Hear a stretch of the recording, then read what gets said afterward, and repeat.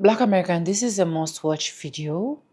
Black people generally, this is a must-watch video because honestly, the more I keep seeing these videos online, the more my hearts keep dropping because I don't know how a lot of black people, especially black Americans, are literally coping right now.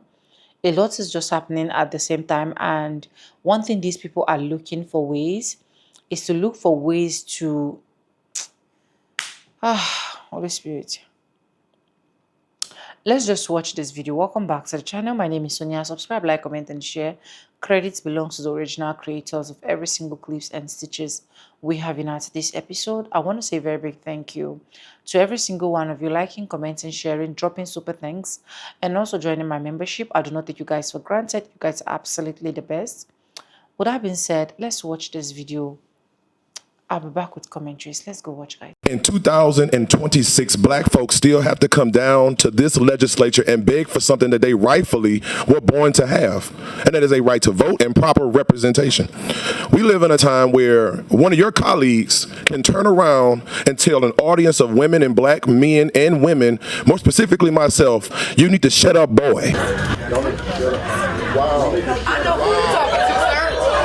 And you, instead of telling him and correcting him on the mic, you tell the crowd that I need to maintain order. As if we are the problem inside of this building. The people came and showed up in droves because you are trying to interrupt the flow of what they were rightfully deserved. And that is proper representation. Let me tell you what racism is. Racism is when you insert your privilege and you use it to push out your superiority against people who look like myself. And in the words of Congressman Cleo Fields, I wake up every day and I can't wash this off. They can't wash that off. And if you're going to vote and tell us that we should not deserve the right to have proper representation because of the color of our skin, that's emphatically wrong. In fact, it was St. Augustine who said that an unjust law is no law at all. Anything that comes out of this body that is in full support behind what Jim Crow, because this ain't Jim Crow that we're dealing with now, we're dealing with Jim Crow policies, is wrong.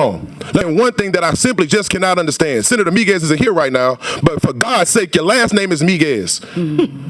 Your people are marginalized people, and you sound as though you are in support of a bill that hurts and harms marginalized people. You got to make that make sense to me today. Single Democratic leader on this board, I applaud you. Because these same people, they think because they can come and eat, that you go and eat with them, that they come and smoke cigars with you, that they crack glasses. Wait 1 second. No, you're going to listen to me. All right, you go ahead. You're going to listen to me. Go ahead. You're going to stay on the four corners of the bill. We're not going to talk. No, you're not. Okay. You're going off. If you choose to keep on talking about it's okay. You may not like what I got to say. I'm going to get up the mic. It's okay. I'm going to leave the mic anyway because I knew you were going to do this. You can leave now. All right, I will. Thank you. I had questions for you. I'm sorry. No, he's done talking, Senator. He's done. That's okay. You want to beat on my rights? That's fine. Go ahead, Senator Jenkins. You can make a statement. What is the position there on those bills? Each and every one of those bills disenfranchises black voters and Democratic voters across the state of Louisiana. I did not know that you had been told to shut up. I did not know that the actual quote, Senator, was y'all need to shut up, boy. That is so offensive, and I do want to apologize on behalf of the Senate. I do want to apologize on behalf of the committee because that was so inappropriate, and I did not know that had occurred. If black people choose to be angry today, I don't want to hear anything from anyone else about it. Not a breakdown, not a video, not a post, not a caption, nothing. Unless you have black elders who dealt with the first iteration of Jim Crow, unless you have black ancestors who had to navigate, live, and die in these oppressive, inhumane, hateful systems, unless you understand what it's like to carry generations worth of injustice and epigenetic anger, I don't want to hear from you at all. I don't want your hot take. I don't want your mild take. I don't want your cold take because I don't want to take it. Because if anyone is entitled to their anger, if anybody in this whole situation is entitled to their anger, it is black folks. Black folks who literally built this nation on our backs for free with stolen labor from our stolen people. Black folks whose blood and tears and prayers literally helped achieve the majority of the rights that so many other people, non-black, black, so many other folks enjoy and don't appreciate. Watching the dismantling of all of that knowing the deep sacrifices that our people have made, rage-inducing. Langston Hughes said, Negroes, sweet and docile, meek, humble, and kind. Beware the day they change their minds. Okay, thanks, bye. Over the last few days, I've heard that we're living in Jim Crow. So as a history creator, I thought it'd be irresponsible of me to not even try to back up those claims using history. So I did. And my response to that is not something that I think you would think it might be. I do not think that we're living in Jim Crow. I think we're living in something much worse. That's not voter suppression, that's voter dilution. This video is going to be a little bit different than the ones that I normally do. I am just going off the dome. This is what I've researched. I have no cute, fancy, setup. This is just, it is what it is, but we got to talk about it. But hold your horses, because we will get there, but we just have to start somewhere else, because redrawing districts and congressional maps is nothing new. It's a tactic that's been used for decades. And I'm going to take you to 1980s Alabama. But first, we have to talk about what Jim Crow is and how we got here. The 14th and 15th Amendment was passed. It gave black men the right to vote, to be equal citizens. Now, this did not include black women, because we haven't got there yet where women had the right to vote. Fast forward to Reconstruction, and now you have black men earning office and being representatives and changing the landscape of the country in real time. Some were appointed, some were voted in, but nonetheless, the country was diversifying in a way that the majority did not like. Just because slavery was over doesn't mean that racism left with it. So this is when Jim Crow was established. You had literacy tests, poll taxes, economic retaliation, physical retaliation, intimidation, anything you can think of. They just wanted to make sure that black men could not show up to the polls and vote, because voter suppression was the tactic. Because black people were going to go to those polls, they were going to vote, and they had the numbers to actually assign representation that aligned with their interests. That was a problem. Representation was a direct problem to total control. Disenfranchisement was the greatest tool used for people who did not want to see the South or the country change at all. This ushered in the Civil Rights era, which eventually led to the 1965 Voting Rights Act being passed. This banned discriminatory voting practices, strengthened the 15th Amendment, and also added federal protections. One of those protections was pre-clearance. This is important because it required jurisdictions with histories of discrimination to have to get federal approval to change voting practices. This was a landmark law, and this is also why people thought that Jim Crow died when this was passed. But it didn't die, it evolved. Now, people could not just outright deny black voters or minority voters the ability to vote. So they had to change their tactics, and they did. Voter suppression became voter dilution, and it worked its way up through the decades. Now, voter dilution was always present. It just wasn't the main goal. Now, it had to become the main goal. And it worked quietly in places like Mobile, Alabama, starting in 1911, all the way up into 1980 when it got called out publicly by black voters. The case of the city of Mobile versus Bolden actually caused Congress to act a couple years later. Here's why. Since 1911, the city of Mobile had a 3-person city commission system. These members were elected at large, which meant every single person in the city would vote for these commissioners. On paper, that sounds fair, until you get into how the city of Mobile was districted. It never stopped black residents being able to vote. What it did do was dilute their voting power so that they never really got to choose who was representing their district. The majority did, and that's on purpose. Not the majority of their district, the entire city, a city that was already racially polarizing. And it constantly left these black voters with people who weren't interested in their interests and would not work towards them either. The Supreme Court ruled against them because they said that there was no constitutional violation for discriminatory effect. They could not prove that. And these black voters had no federal protections to help them against systems and structures that they knew were working against them. Mobile had perfected the art of voter dilution. The city could always say that we gave black residents the right to vote. We didn't stop them from coming to the polls, and their voices mattered equally. Their system was designed to look neutral, and you could argue that. What it did, though, was water down the black vote because they knew that they did not have the majority across the city. Congress understood that danger in 1982. They amended Section 2 of the Voting Rights Act. This allowed voters to challenge election systems that propped up discriminatory results as opposed to discriminatory action, because intent could not be proven. Results could. Mobile versus Bolden was vital to this decision. This case did something important. It exposed a system that was operating in plain sight. It also exposed the evolution of Jim Crow. Jim Crow went from they cannot vote to I can allow them to vote, but I refuse to let their vote have power. We see the evidence of this through 2 terms, one called cracking, one called packing. Cracking is when a district is split in order to reduce its power across the board.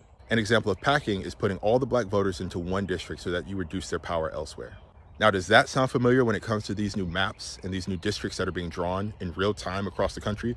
The Voting Rights Act of 2026 does not have the same power that it used to have. That's because the Supreme Court has messed with key provisions like the ones found in Section 4. And this has happened over time. This one in particular did away with pre-clearance. Do you remember how important pre-clearance was? So I'll go back to the original question. Are we living in Jim Crow? And my answer remains unchanged. No, we are not living in Jim Crow. We're living in something much worse. And you can see that happening in Tennessee. You can see it happening in Virginia. You can see it happening through the last 2 decades, and you could see it happening most likely in the rest of the states to come. So my question to you and me is, why would they do this, and what are we going to do about it? And voter dilution is much more dangerous than voter suppression. Not only does it strip you of your voting power, but it wastes your time. And I say this as objectively as I can. History has the opportunity to repeat itself, but it also has the opportunity to be changed right now. The point is that if we say this is like Jim Crow, but the old version, then technically we are wrong. This kind is wearing a completely different set of clothing. It's cerebral, it's technical, it's strategic, it's a different kind of warfare. And that kind of awareness means that it cannot be fought the same kind of way. And the case of the city of Mobile versus Bolden proves it. So if you call yourself a person of integrity, what are you going to do about that? Racism is a thing of the past. It doesn't exist anymore. This is what I heard most of my life growing up in the South. I'd hear people say, oh, I'm not racist, I'm just prejudiced against certain people because, well, stereotypes, blah, blah, blah. All these same harmful things. Guess what? Racism is still alive and well in the United States. And it's not just in the South. It's everywhere. I've lived in all but 11 states. And guess what? Racism is in every one of them. But you're seeing it alive and well and come back to the forefront this week with all of the Voting Rights Act stuff that is happening. After the Supreme Court's ruling last week, immediately you saw Louisiana begin to redraw and remove representation for people of color in that state. Alabama is doing that. Tennessee is actively advancing a new map today. South Carolina is moving towards redistricting. Florida has already signed a new map, and Mississippi has called a special session. Now, Georgia is the only state in the Deep South that currently is not pursuing any sort of redistricting, with the governor saying that Georgia will not redraw for the 2026 elections because early voting is already underway, but new maps will be drawn by 2028. And let's be clear, these maps aren't being redrawn because the Supreme Court said they were illegal. They're being redrawn for the simple fact that racist white people don't want black people to have equal representation. That is why the lawsuit was filed in Louisiana, a similar one in Mississippi, and a similar one in Alabama. It is exactly the same thing that happened during the Jim Crow era. South Carolina at one point had 90% of their representatives as black former slaves. And then, well, Andrew Jackson ended Reconstruction. And immediately, black people were disenfranchised from voting and no longer were equally represented in politics. And that is exactly what white racist politicians in the South are attempting to do again. Get rid of people that they see as others having representation in what they consider their state house, their government, because they feel like giving others representation is taking something away from them. And that is the whole crux of the current Republican and conservative movement. If somebody I don't like gets something that I don't get all of, well, then it's not good for me.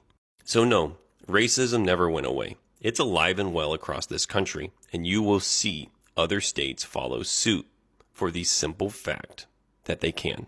What do you think about racial equality in the state of Georgia? Do you believe the two races are equal or not? Well, that's a hard matter to stipulate. I would like to say this, that there are more Negro colleges in the city of Atlanta than any city in the world. There are more Negroes own their own business in Atlanta than any city in the world. And also, there are more Negroes here that have nicer homes than any city in the world. Segregation and the lack of civil rights legislation has not and does not contribute to their progress in this country, that they have failed on their own initiative. They need to clean up, they need to move forward and do things on their own. Would you say that any superior Negro would be the equal of any common white man or ordinary white man? I would say this, that most of the leading Negroes in this fight are mixed breed people. I think you'll have to admit that. Do you believe that it's morally wrong for a Negro to sit next to a white man in a restaurant? I'll say this, I think a property owner reserves the right to serve whom he please. But morally? I couldn't state that.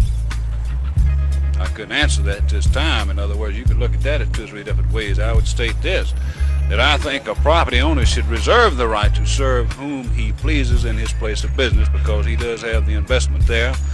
And if he can't protect that investment, no longer do we have free American enterprise. If it hadn't been for the Klan demonstrations, counter-demonstrations against the Negro demonstration here this week, I certainly believe that this restaurant here today would have probably been forced to take some other action within the next few days. Okay, thank you. Okay. You're not in favor of sit-in? No, sorry, they're doing wrong. They should get a job, go to work, and make them some money, and then buy what they want. They can't take it. We ain't gonna give it to them. Are you in favor of Klan activity? Beg your pardon? Are you in favor of Klan activity? As long as they're orderly and everything, because the Klan is not taking sides whatsoever. There's the wrong side and the right side, and they're on the right side. Thank you. So I think Klan is doing a good job. Mr. Maddox, would you think it fair if I described you as one of the leading segregationists in the state of Georgia? Not too much so. I think we have about 3 million people who feel like I do, at least that many. And I am grateful at this time, and I want to thank the Negro community in Atlanta, some 200,000 of them, that less than 1,000 of them will get out here and act a monkey like these people have. I think it's a credit to the most of our people in this city, especially our colored people. They have refused to become a part of this agitation. Do you believe that Negroes and whites are equal racially? No, sir, I do not. I think that when we teach people that Republicans are hell-bent on bringing Jim Crow back to America. I often think of the investigative reporter Greg Palast, who released truly bombshell reporting about the 2024 election, a GOP-led effort to selectively purge black voters. And we're not just talking about a few hundred voters. We're talking over 1 million black and minority voters wiped from the rolls in swing states like Georgia and Pennsylvania. For the first time in Georgia history, any voter can challenge an unlimited number of other voters and stop their ballots from being counted. And when I say unlimited, I mean unlimited. In Cobb County, it was 48,000 voters challenged. How did you feel when they said, you've been challenged? I was angry. I was fearful. I couldn't believe it. I couldn't believe it. Not my country. People who had voted for decades showing up to the polls only to be told that they didn't exist. 92-year-old Christian Jordan, a cousin of Dr. Martin Luther King Jr., had voted in Georgia for 50 years, but she was denied her right to vote. Has this ever happened to you before? Never. And it's horrible. She's been in this community back when when they were doing sit-ins. She held civil rights meetings at her home. And today to come out and not be able to vote and no one can give you an explanation, like, it's extremely emotional and it bothers me. There's actually no record of her whatsoever voting in any election whatsoever, and it's ridiculous. I'm sorry. So, when I grew up around, like, constantly hearing about the civil rights movement and everything that people have done for us to get this power, and to know that it was taken away from my grandmother, like, next year it could be taken away from me. The NAACP estimates that more than 200,000 challenges were filed in Georgia alone. And yesterday, the Supreme Court struck down Louisiana's second black majority district. They aren't just purging the voters anymore. They are purging the districts where black Americans have a voice and a seat at the table. Jim Crow 2.0. This is the blueprint. First, they challenge your registration. Then they purge you from the list. And if you still manage to be able to vote, they redraw the map so your vote doesn't count towards a representative who will actually look like you and fight for you. If you are living in America and you are not a straight white male, you need to be checking to make sure that you're still registered to vote. I think it's really important to remember that all of these anti-democratic policies, they always start with black Americans, but they don't end with us.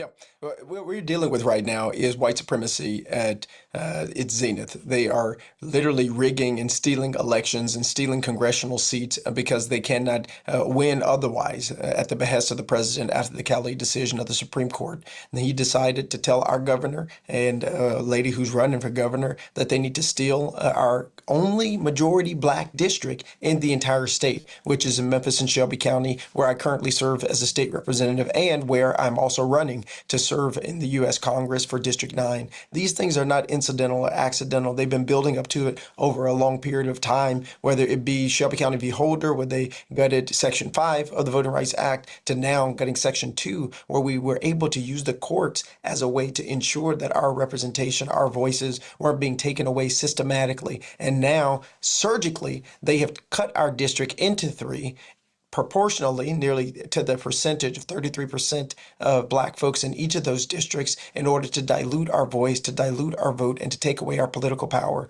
And you mentioned this, but over the next several months and couple of years, we are going to see the largest purge of black people in elected office since the end of Reconstruction. Because right now, they're coming for congressional districts, but next they will be coming for our state house seats and our state senate seats. Now, let me talk particularly about the South here. In the South in particular, there are 12 to 20 U.S. congressional seats that we might be on the verge of losing. There are 200 state house and state senate seats that we will likely lose due to the response and the white lash by white supremacists who are in these positions of power. And so, yes, we must vote, and also we must build power that sustains us for the long haul and share a vision for our country, share a vision for the South where there's healthcare access, there's opportunity in education, there isn't environmental racism and degradation, and that black folks who are in positions of power, that we use these positions, not just to push yes and no on buttons, but to build power in the communities where we are serving. But this is the fight of our life, and everyone has to be engaged in it.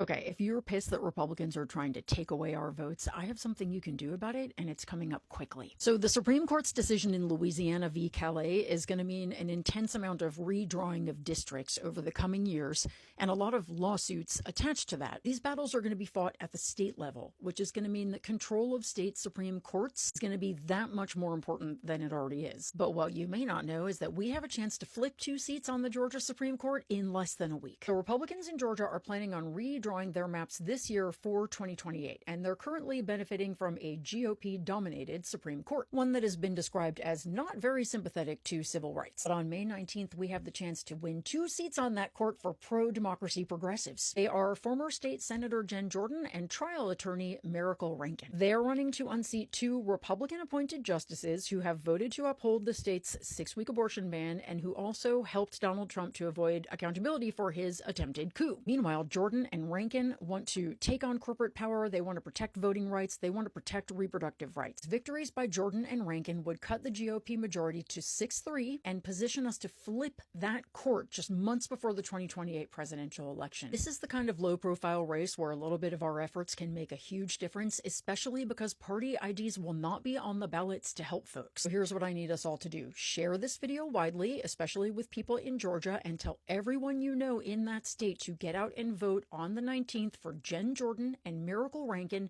as if their freedom depended on it. Because in 2028, it actually may. Let's win this election, y'all. It's only been 1 week since the Supreme Court gutted the Voting Rights Act, and southern states have already undone decades of progress. Florida immediately jammed through new maps, even though they passed a constitutional amendment in 2010 against gerrymandering. Louisiana suspended their primary to push for new maps, even though 42,000 votes have already been cast. Tennessee Republicans just voted to break up Memphis and get rid of the only majority black district in the state. Alabama Republicans passed a measure to delay their primary if courts allow them to redraw maps. South Carolina Republicans are extending their legislative session to, you guessed it, gerrymander their maps. That's all in 1 week without Section 2 of the Voting Rights Act. 1 fucking week. A single week, and black Americans across the South are about to lose equal representation. It's almost like the entire civil rights movement was aimed at passing the Voting Rights Act for a reason.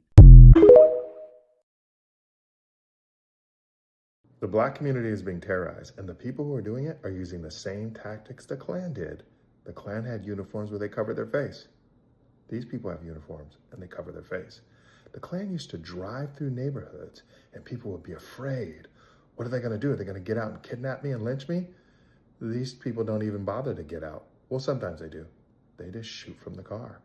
And the Klan had this idea that people of color weren't worth anything. These people think the same way. Wake up. Jim Crow law was a system of states and local laws in the United States that enforced racial segregations and discriminations, mainly against Black Americans from the late 1800s until 1960s. How Jim Crow law started. After the American Civil War ended in 1865, slavery was officially abolished through the 13th Amendment to the United States Constitution. During this period, called Reconstruction era, Black Americans briefly gained rights to voting rights, political representation, land ownership opportunities, and access to education. But after Reconstruction ended in 1877, many southern states created Jim Crow laws to restore white political control and limit Black freedom. The name Jim Crow came from a racist in the 19th century mysteries characters used to mock Black people. What Jim Crow law did? Jim Crow law legally separated Black and white people in almost every era of life. Segregation. Black Americans were forced to use separate schools, buses, trains, restaurants, hospitals, bathrooms, parks, water fountains, hotels, and even cemeteries. Is as bad as that. This was called separate but equal, especially after the Supreme Court's case Passfield v. Ferguson, which allows segregation. In reality, Black facilities were usually underfunded and inferior. Many southern states tried to stop Black people from voting using literacy tests, poll taxes, intimidation, grandfather clauses, and violence. Even though Black men technically has the right to vote under the 15th Amendment of the United States Constitution, the law prevented many from exercising their rights. Jim Crow limited job opportunities and wealth building for Black Americans. Many were trapped in low-paying labor, sharecropping, domestic work, or dangerous jobs. Black workers were often paid less than white workers and denied promotions or professional careers. Groups like the KKK used terror, beating, and lynchings to enforce white supremacy. Thousands of Black Americans were lynched between the late 1800s and the mid-1900s, often without trial or justice. Black schools received less funding than white school students often had. Old textbooks, overcrowded classroom, fewer resources, and shorter school years. Despite this, Black community built schools, colleges, churches, and business that became important. Centered of resilience and culture, Jim Crow also affected people emotionally and psychologically. Constant humiliation, fear of violence, restricted opportunities, and message of racial inferiority. Many Black parents taught children survival strategies for navigating segregation safety. Black Americans resist Jim Crow through protests, lawsuits, churches, journalism, boycotts, education, music, and civil rights organization.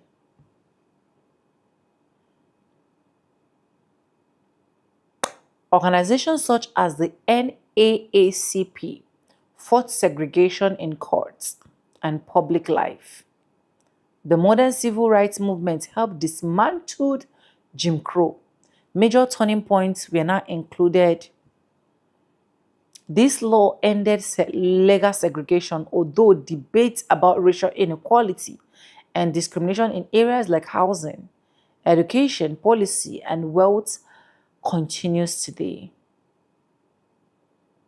And this is what we are seeing America going back to. Modern Jim Crow law. Let me know what you think in the comment section. Credits belong to the original creators of every single clips and stitches we have in our today's episode. I want to say a very big thank you to every single one of you liking, commenting, sharing, dropping super thanks, and also joining my membership. I do not take you guys for granted. You guys are absolutely the best. And yes, with that being said, with no further ado, I do like I always say in my videos, I'm going to be saying bye and I'll see you guys in my next one. For now, bye guys. I love you guys. Mwah.